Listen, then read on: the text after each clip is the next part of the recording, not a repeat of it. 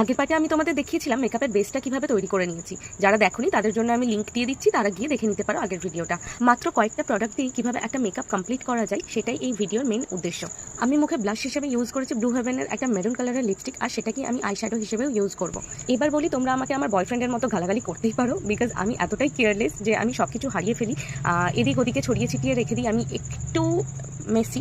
Anyways, আমি আইব্রোটা ঠিক করার জন্য আমি কিছু খুঁজে পাচ্ছিলাম না, তাই মাস্কারা দিয়ে কাজ চালিয়ে নিলাম, বিকজ আমি কাজলটাও হারিয়ে ফেলেছি ইন দ্য সেন্স কোথাও একটা রেখেছি, বাট আমি খুঁজে পাচ্ছি না এই মুহূর্তে। But eyeshadow palette and highlighter আমার পাশেই রাখা ছিল, কিন্তু আমি যেহেতু বলেছি খুব লিমিটেড প্রোডাক্ট দিয়ে মেকআপটা করবো, তাই আমি এই মেরুন কালারের লিপস্টিকটাকে আইশ্যাডো হিসেবে ইউজ করে নিলাম। এটাকে আমি আপার লিড এবং লোয়ার লিড বোথ সাইডে আমি অ্যাপ্লাই করে নিয়েছি। দেখতেই পাচ্ছ মেকআপ আমার অলমোস্ট ডান। তো এরপরে আমি এই পিচ কালারের লিপস্টিকটা অ্যাপ্লাই করে নিচ্ছি। আমার কাছে পৃথিবীর সমস্ত টাফ চয়েসেস একদিকে আর লিপস্টিক লাগানো আর একদিকে, আমি কিছুতেই স্যাটিসফাইড হই না একটা লিপস্টিক লাগিয়ে।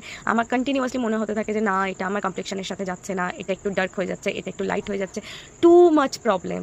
যদি তোমরাও আমার মতো মেকআপ করতে গিয়ে এই টাইপের লিপস্টিকওয়ালা প্রবলেম ফেস করে থাকো তাহলে ডু কমেন্ট। আর আমি কিন্তু ইউটিউবে নতুন না, বাট আমার এই চ্যানেলটা ইউটিউবে নতুন, ডেলি ব্লগস আমি ফার্স্ট টাইম করছি, তো প্লিজ একটু সাপোর্ট করো, প্লিজ একটু সাবস্ক্রাইব করে দিও।